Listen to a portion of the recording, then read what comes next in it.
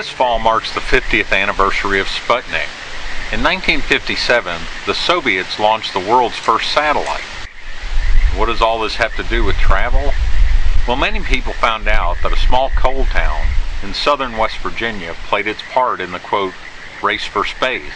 And that's where we went for what is called the October Sky Festival. The small town of Coalwood hosted its favorite son and best-selling author of The Rocket Boys, Homer Hickam. You see, Homer, or Sonny as he was known then, broke the coal mine cycle and left to work for NASA, as well as become an author. He wrote his memoirs, which became a book. Then big-time Hollywood director Joe Johnston, Jurassic Park, made it into a movie called October Sky, which then later turned into a festival.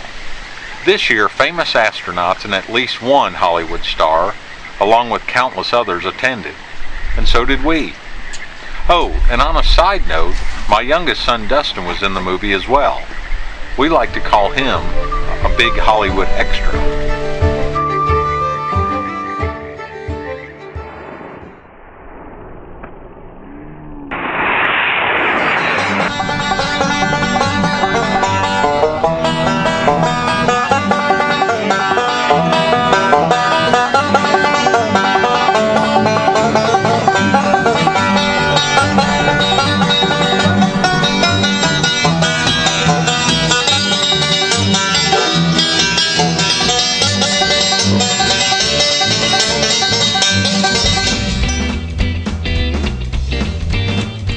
A short drive up the mountain from Bluefield, West Virginia, sits a small, seemingly abandoned coal town called Coalwood. The 33-mile trip from Bluefield took us over an hour. When we hit Welch, we were certain that the Curve Fest was over, but oh no, up over the mountains to Coalwood was even slower and more curvy. We made 2 trips. One was on a Monday afternoon, and we only saw a handful of people in the 2-hour period that we spent there. But the second, on October 6 in Coalwood, was a different story. The town's annual October Sky Festival was in full swing. The Rocket Boys, author Homer Hickam, was there, along with his long-ago partners in missilery, Roy Lee Cook, Billy Rose, and Odell Carroll.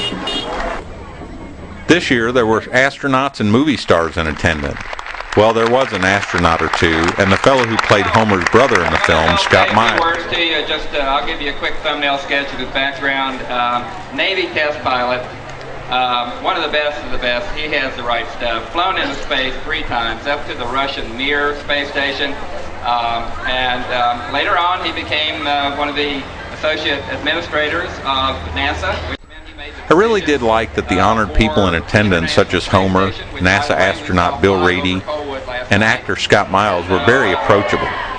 More than that, they were just plain nice people. They signed endless autographs, answered questions, and posed for pictures.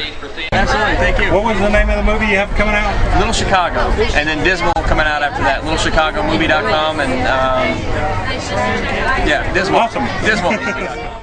Scott was there with his wife and young child, and in between autographs and pictures, he was promoting his new film called Little Chicago. At 7 o'clock tonight, a special screening of the movie October Sky, and Scott Miles will be there. He and his whole family seemed to take all of it in stride. I think I'll go see Little Chicago, probably read another book or 2 from Homer. Rockets were launched by school groups from all over the country, from a field at the end of a gravel road where Homer and his compadres had launched them so many years before. There were people from all over the U.S. and farther, I am sure.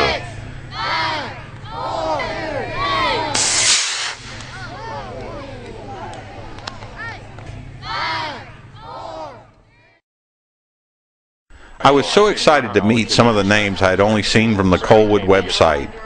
Steve Date was there all the way from Minneapolis to continue working on his documentary about the town. Hi, my name is Steve Date. I'm a school teacher from Minneapolis, Minnesota, and I'm here in Coalwood trying to do a documentary film about this very interesting little town. Coalwood. Have your documentary up? I'm hoping to be done with my film by next summer of 2008, and I have a website that is just up that you can find me. If you look for documentary Coalwood, you'll get to it. And Charlie Myers was up from Tennessee to participate in the fun.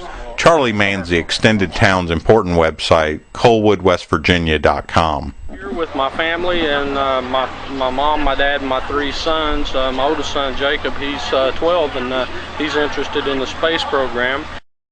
Today, I'm here with my guitar because Homer's gave me sort of like inspiration, you know, and like you said a while ago, you know, you reach for your dreams, you know, reach for the stars. Larry, man. I'm just trying something. Yeah, it didn't work. Do what? I tried to put bigger tires on it because it kept getting stuck in the cracks with these small tires. What is it?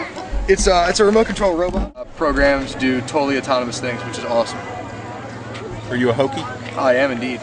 Oh, we're just here to expose kids to engineering and what engineering does, and do promo for the Galileo and Hypatia groups. What's that? Galileo and Hypatia are housing groups, which are in Virginia Tech. You take a class and then you get to live with all engineers, and it's Hypatia is all girl engineers and Galileo is all guy. Matt. Timmons. Timmons. Sweet. Thanks, Matt. Thank you, man. We have traveled through many small towns and several coal towns. While waiting on the masses to arrive at the launch site, I had a moment to reflect on this phenomenon I had just witnessed, of thousands of visitors standing in the hot sun, listening to endless speeches and standing shoulder to shoulder in a town where that is a rare thing these days.